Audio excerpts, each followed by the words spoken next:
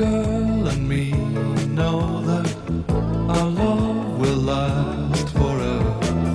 My girl and me know that we two belong together. But sometimes it seems I shatter our dreams with some careless word or foolish lie. Me and my girl, we've got each other, whatever life may send us. Me and my girl, we've got each other, however life may bend us. Sure, we'll see tears fall. Love never was all rainbows, but there'll always be me and my girl and me.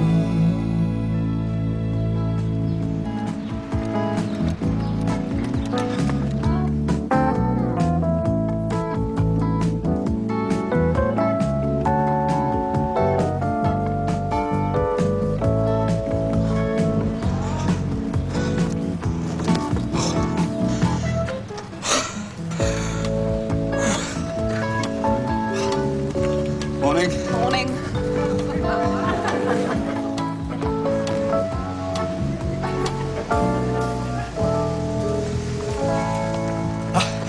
Well, I must say, it certainly is a beautiful morning. If you don't mind me asking you, how far do you go?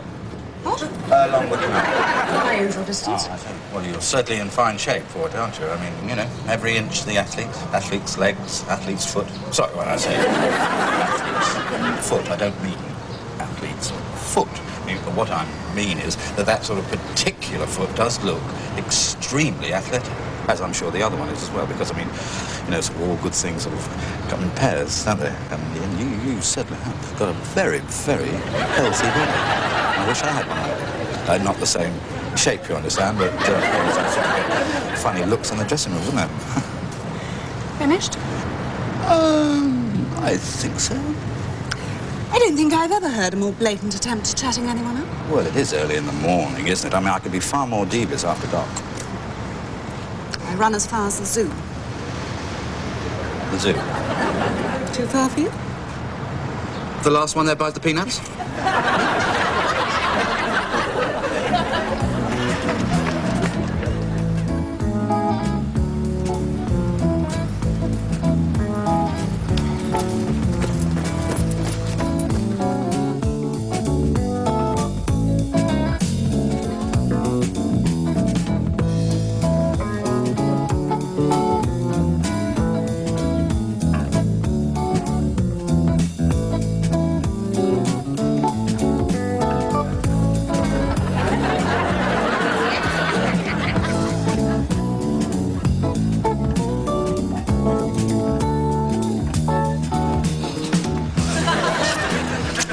Must have moved the zoo.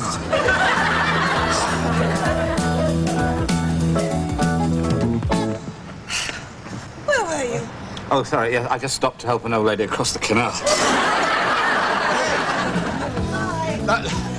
Look, listen to me. Look, listen. Look, just look, wait a minute. At least tell me your name. My name is Sam.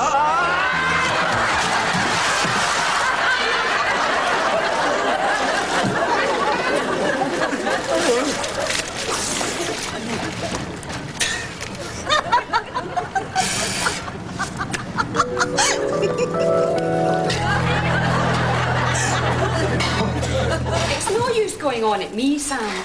Your father said no to animals, and I say no. But you wouldn't have to look after it. That's what you said about the guinea pig. And who looked after the guinea pig? Joe's soap looked after the guinea pig. I don't like guinea pigs. I don't even like real pigs. But a kitten's different. It can look after itself. Then let it. But it was crying outside my window. And I used to cry outside your door. Time to clean out your guinea pig, Sam. You ignored that easy enough. Now here's your father back, so no more about it.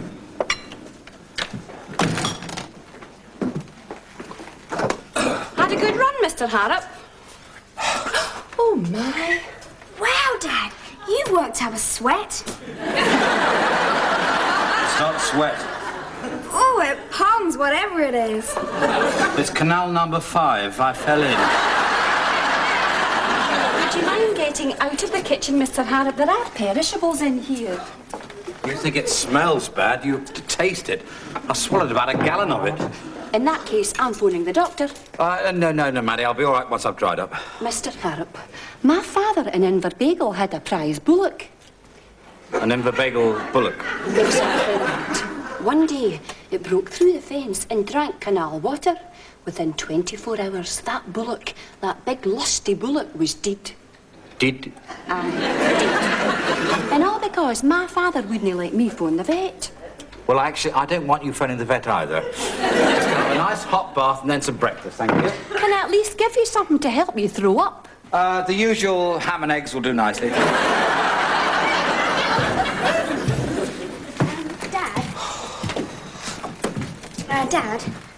Dad? Yeah. Talking of animals, Were we? yes. Suppose I found a kitten, or someone at school was giving one away. Look, Sam, I said no more pets. You didn't even look after the last one. Well, you see, I'm thinking of you, Dad. See, I read that if you have animals you can stroke, you cut down the risk of heart attacks. Yes, well, heart attacks don't worry him at the moment. Pneumonia does. Excuse me.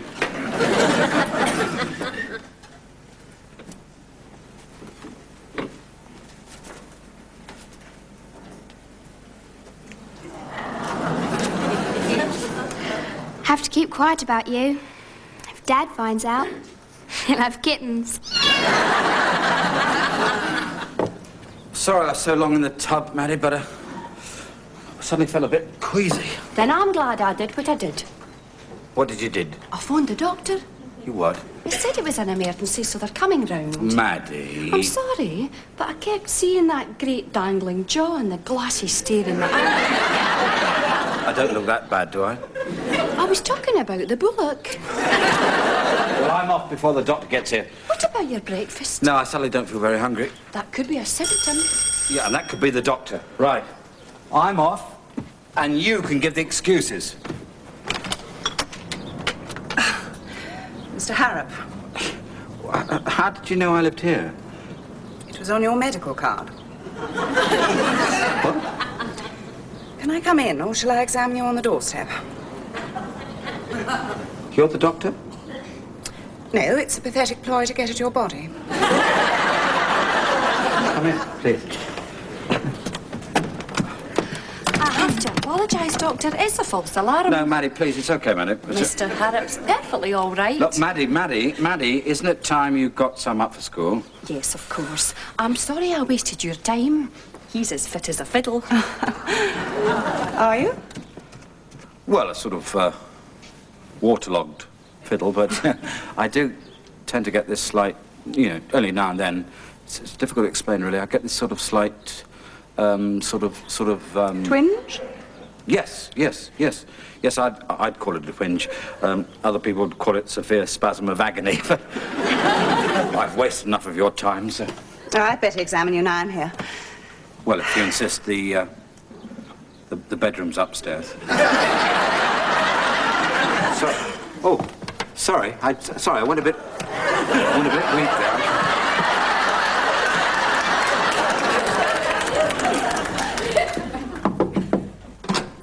Time you were off, Sam.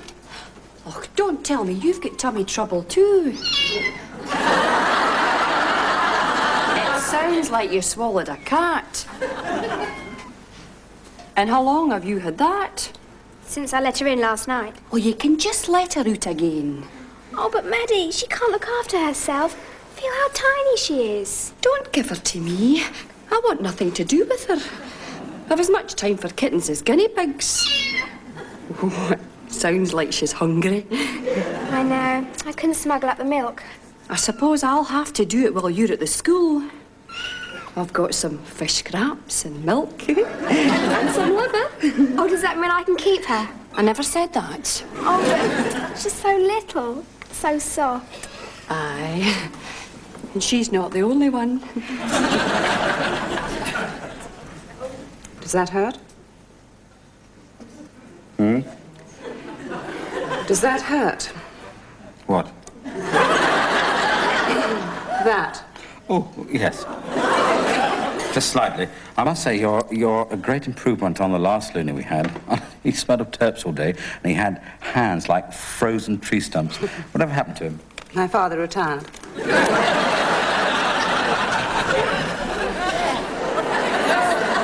Is that lunch? Oh, no. These are some scraps I'm boiling up for your kitten. Oh, looks disgusting.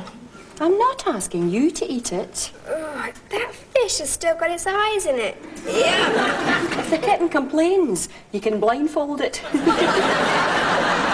I suppose dinner is still out of the question. I explained the ethical situation. Yes, it sounds fascinating. You know, I'd really like to hear more about it, maybe over dinner tonight. You won't feel like dinner for a while. And even then, avoid French or Italian food. Anything with oil, butter, or garlic. Garlic. Anything with cream, Cream. especially sour cream. Sour cream. Anything liable to make you bilious. Bilious. Some fish, plainly Fish. cooked, will be all right. No rich seafood, No seafood. and certainly nothing with mayonnaise.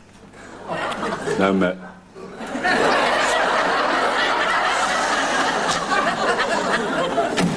Oh, hi, Dad. Are you feeling any better?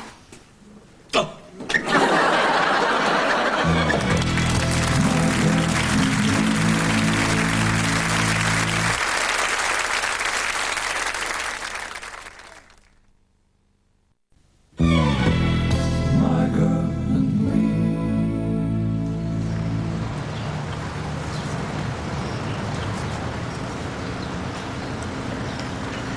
Good morning. You're looking a livelier shade of green this morning. Oh, that's because I've got a marvellous doctor. She never gets involved with her patients. It's a he, actually. What? Well, after phoning you yesterday, I decided to trot round to another practice and ask them if they could take me on. You're joking. I'm being totally serious. You mean you actually changed doctors just so... Chat you up, yes, and quite frankly, I can't think of a better reason. Mr. Harrop, Simon. just how far are you prepared to go? As far as the zoo, I mean, you know, yesterday I wasn't quite prepared for the distance, but I think today I could safely give you 50 yards and still reach the zoo before you. 50 yards, you say? And if I win, I take you out to dinner. And if I win? You take me out to dinner. 50 yards. Right, you're on.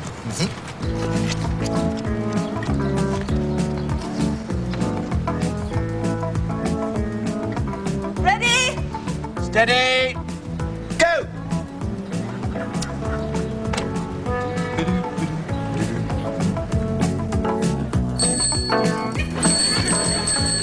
Wonderful invention, the wheels. Simon, how could you? What? Well, you're cheating. No, when I made the conditions, I didn't say anything about running, did I?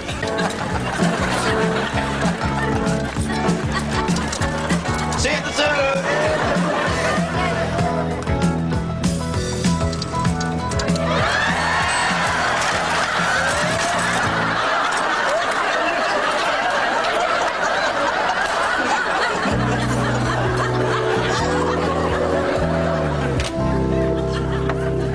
I'm glad you like it. Your poor old bike.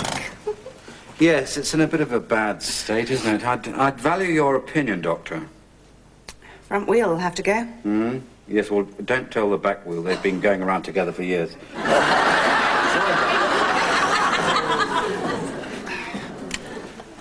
Right, can I get you something to drink and a I know, it's a ghastly name. Why do you think I was so reluctant to tell you it? Do you know, I don't think I really can call you Ernestine or even Ernie. I mean, didn't you have a sort of nickname at school? That was even worse. Oh, come on, what was it? I'm not going to say. Was it really awful? Dreadful. Knit bags. Not that dreadful. Squints? No? Podgy? All right, all right. I was called Gasper. I suppose you sort of smoke like a chimney. I did not. Well, I think I'd better just call you Doc. Wasn't he one of the 7 dwarfs? Yes, but he was the sexy one.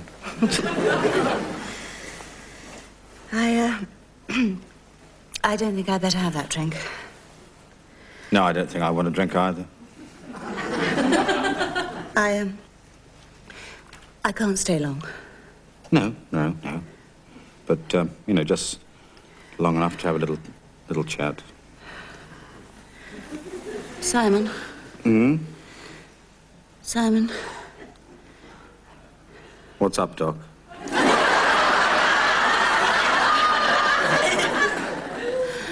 I don't know how to say this. Go on. Have you got a cat? What? Have you got a cat? You mean a whip?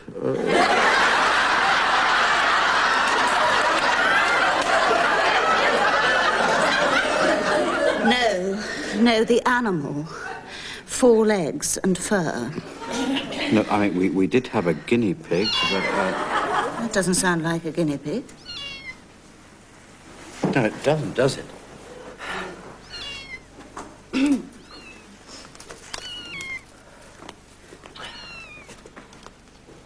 It's a kitten. Oh! Don't bring it near me. What?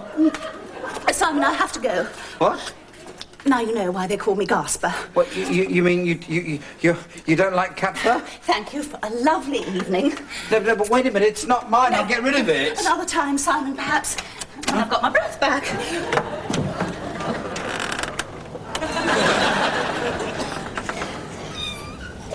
I was doing quite well till you turned up, you miserable little moggy. Hi, Dad.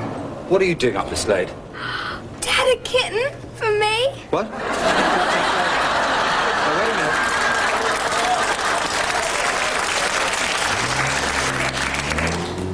Oh, thanks, Dad. That's just what I wanted.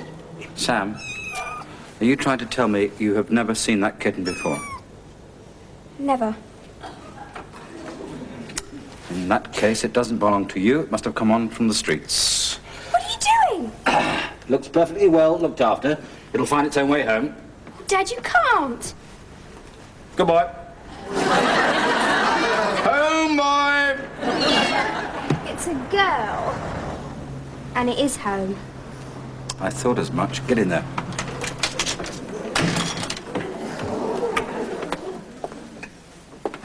Now, I suppose the pair of you realise you have spoilt my evening. Sorry, Dad. I didn't know she got out. You just take her back upstairs. We'll discuss this in the morning. But if no one claims her, can I keep... I said we'll discuss this in the morning. Can I watch TV with you? There's a really good late-night horror film. You cannot take that little horror out with you. That girl was allergic to cats, and so am I, okay? In that case, you won't like the film. Why not? Well, it's the curse of the cat people.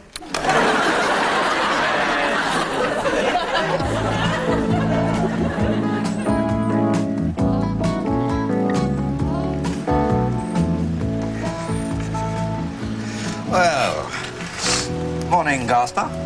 I'm not quite out of breath yet. What, you been to the zoo already? I'm changing my route, Simon. After today, I won't be running along the canal again. Do you know, I don't blame you. If you're not careful, you can fall in. I'm changing it because of you. Oh, don't worry, I'm not going in there again. Simon, I don't think we ought to see each other again. What? I've just taken on this practice. For the next 2 years at least, all my energies, all my attentions must be devoted to it. Even now, I'm thinking about you more than I ought to. No ducks. What? I have walked along here for miles. Not a duck do I see. Maybe if you go a bit further on. Where? A few miles further on. I have been collecting this bread all week for them. Ungrateful little buzzards. Yes, I'm sure. I have to see you again. Well, I didn't say anything last night, but you're an ex-patient of mine. Ethical problems still exist. To hell with ethics. Listen, we could be very good for each other. You could be disastrous for me. Seagulls. What? I have seen hundreds of seagulls. Jolly good. What's good about it? It's them that are chasing off the ducks. At least you could give them the bread. I haven't collected all this bread for seagulls. They are the wrong bird. It wouldn't matter if a flock of ostriches came running along here. It's ducks I'm looking for. Perhaps my friend can help you find some. Oh, wait a minute. Vicious swine. What? Seagulls. They're not a bit like ducks. Ducks haven't a vicious bone in their body. You haven't seen anyone being savaged by a duck, have you? No, I can't say I have. Look, we can't stop just like this. I've always believed in preventative medicine. Please. I'm sorry, Simon. For the next few years, I have to run alone.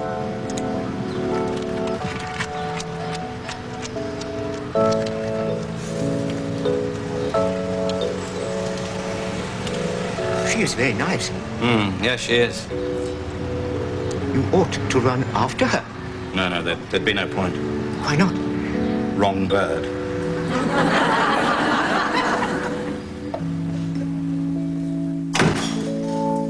Your bathrobe's in the airing cupboard and there's towels warming in the radiator.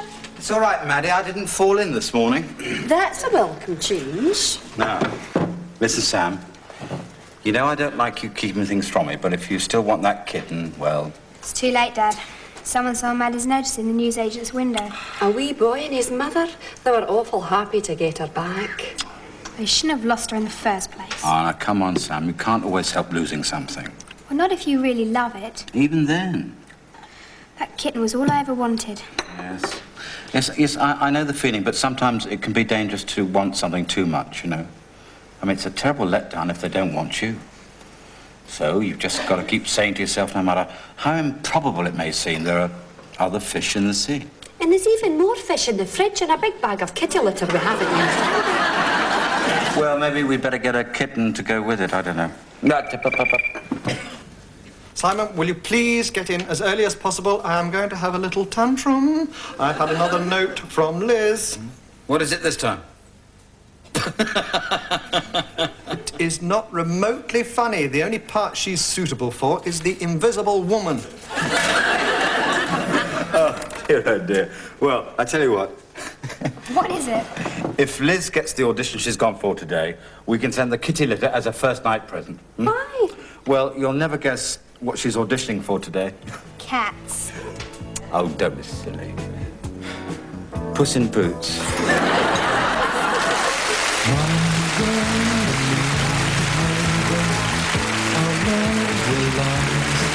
Me and my girl back at the same time tomorrow. Coming up next today on Plus, a wealthy bachelor has Elizabeth under his spell in Upstairs Downstairs.